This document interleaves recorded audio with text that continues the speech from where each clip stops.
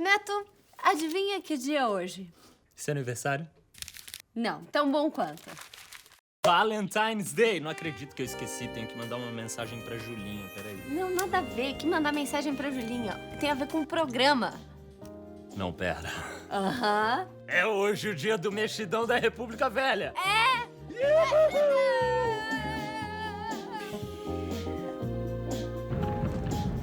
Que é isso? Isso são fogos de artifício. Story amigos e Story amigas, o programa de hoje é sobre a primeira república mais conhecida como República Velha.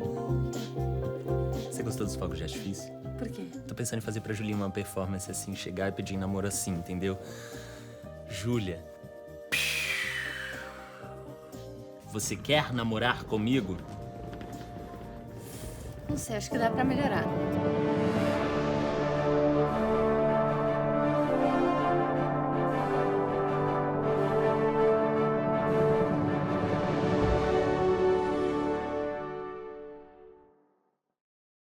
Story Old Story Republics. O ano é 1889. Depois do desgaste sofrido pela monarquia do Dom Pedro II, por causa da Guerra do Paraguai e da abolição da escravidão, o governo do velhinho entra numa crise que culmina na proclamação da República. Exatamente. Só que, como no Brasil, nada é muito fácil de entender, a nossa primeira experiência republicana não foi bem assim republicana. Pois é, Neto. A proclamação da República foi feita por meio de um golpe militar. É, feio. Floriano.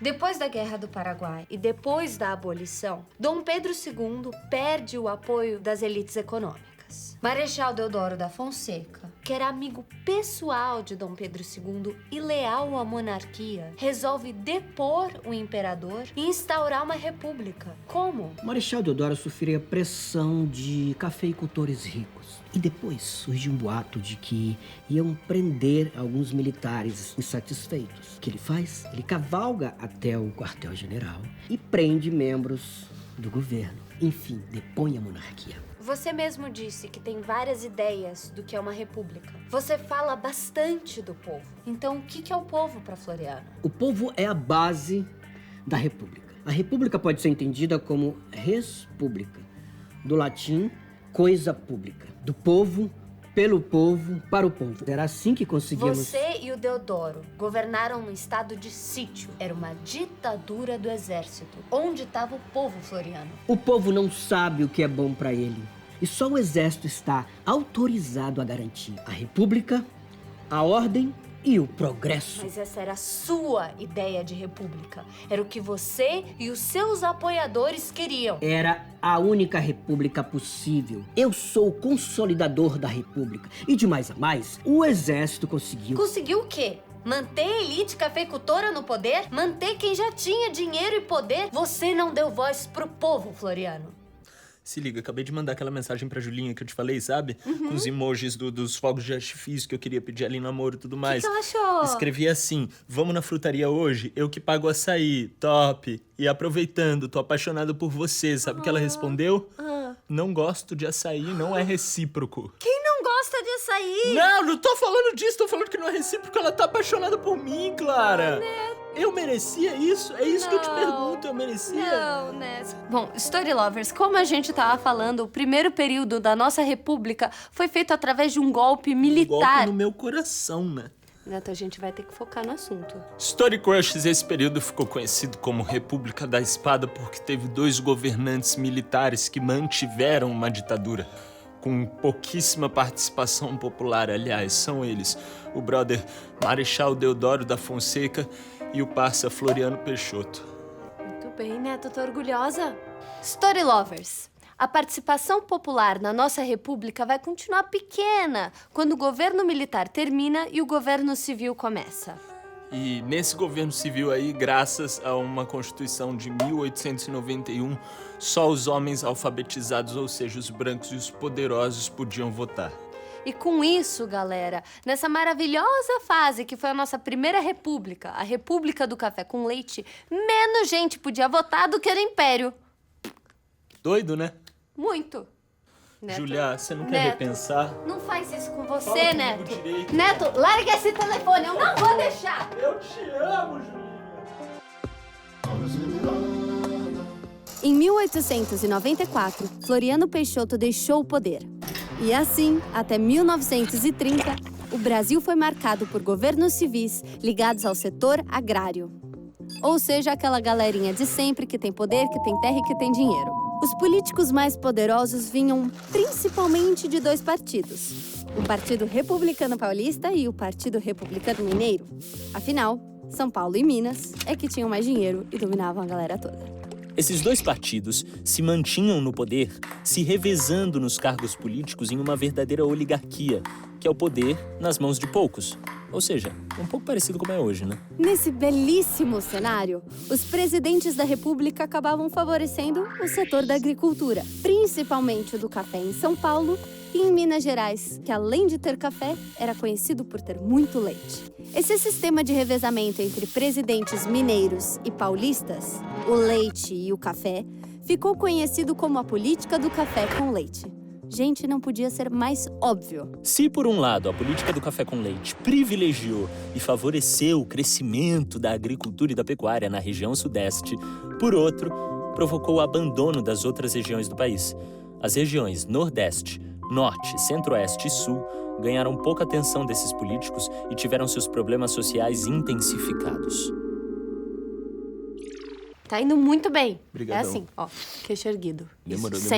Vamos reagir. Story Lovers, esse revezamento no poder era também garantido pelo voto de cabresto, onde os eleitores eram obrigados a declarar o seu voto em voz alta. Ou seja, as eleições eram controladas ou pelo uso da força e coação ou por fraude na inscrição dos eleitores e na apuração dos resultados. O que parece ser um período tedioso da nossa história, onde homens brancos, ricos e poderosos se revezavam no poder, foi também um período de grandes conflitos. E aí eu pergunto pra vocês, lanço essa. Cadê a população negra nessa história toda? A gente já viu que a abolição só rolou em 1888.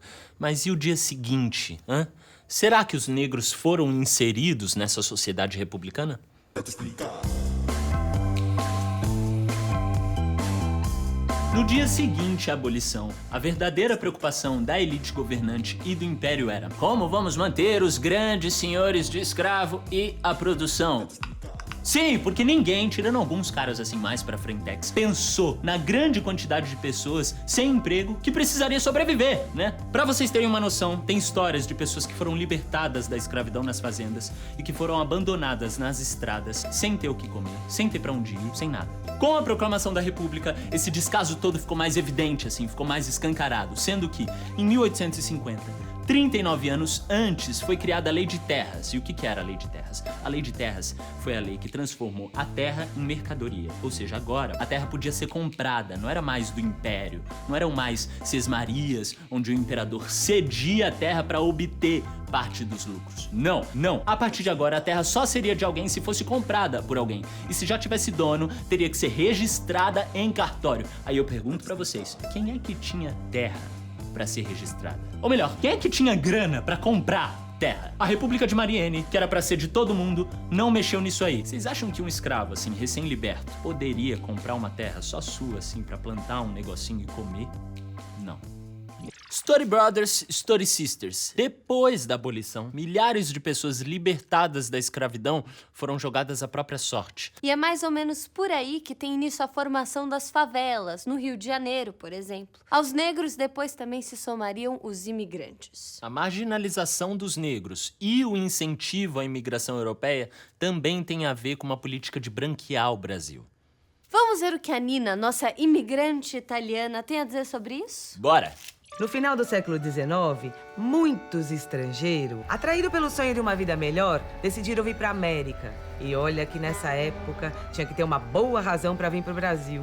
As oportunidades para os imigrantes como a Nina cresciam muito. E depois da Lei Eusébio de Queiroz, que proibia o tráfico negreiro para o Brasil, só aumentava a necessidade de uma nova mão de obra. A maior parte desses imigrantes foi para a região centro-sul do país. Mas os imigrantes, quando chegaram aqui, encontraram uma vida de exploração. Vieram com as passagens tudo paga, ou pelo governo brasileiro, ou pelos fazendeiros, pelos ricos industrial. Então, eles tinham que pagar a estadia pro patrão. Ou seja, os imigrantes chegavam no Brasil com com uma dívida para pagar. E para pagar ela, eles precisavam trabalhar. Só que os juros eram enormes. E por mais que eles trabalhassem, ficava muito difícil de pagar a dívida. Era uma situação de semi-escravidão, que só piorava, porque com a Primeira Guerra Mundial, o Brasil teve que parar de importar e começar a aumentar a produtividade. E com isso, a exigência sobre o pessoal que estava trabalhando só aumentou. A Grande Guerra deixou a vida na Europa cada vez mais estreita. E por isso, muitos imigrantes vinham para o Brasil, formando um exército de gente querendo trabalhar. Ou seja, se alguém reclamasse,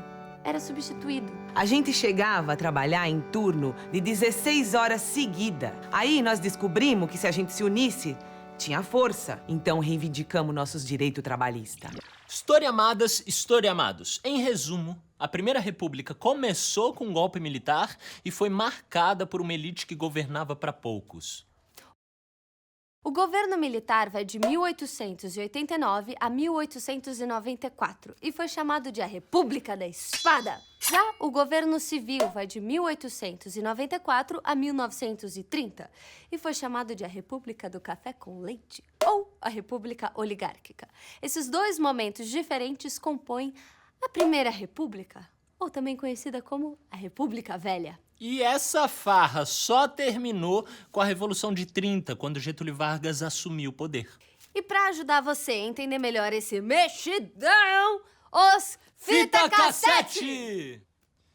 Julinha, vai rolar um show Eu agora. disse que não, Neto! Que isso, cara? Não! Depois do fim da escravidão, caiu a monarquia do Pedrão. Começa no Brasil, então, a nossa República Velha. Foi nossa primeira. Depois do golpe no Pedrão, começa tipo uma ditadura. Oh, não. Foi o Deodoro e o Floriano que governaram nesse esquema só por um tempinho. Se eu voto de cabresto, eu não posso eleger. Na nossa nova oligarquia se revezam no poder um mineiro, outro paulista, e é bom que tu aceite. O paulista faz café e o outro esquenta o leite. Depois do fim da escravidão, é que não houve muita inclusão, não. Teve também imigração, Semana de Arte Moderna, antropofagia, Maria Bonita e Lampião, ai Lampião. E tem cangaço e modernização, Getúlio Vargas chega então, olha aí!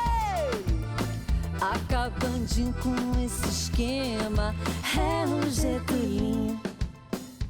Eu não vou deixar, Espera só Neto! um pouquinho. Você é muito importante pra mim, pra isso! Clara, Não vou deixar. o que é que você acabou de falar?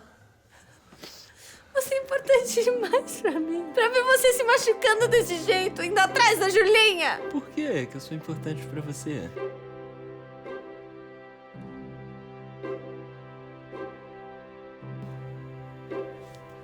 Por que você... Saco!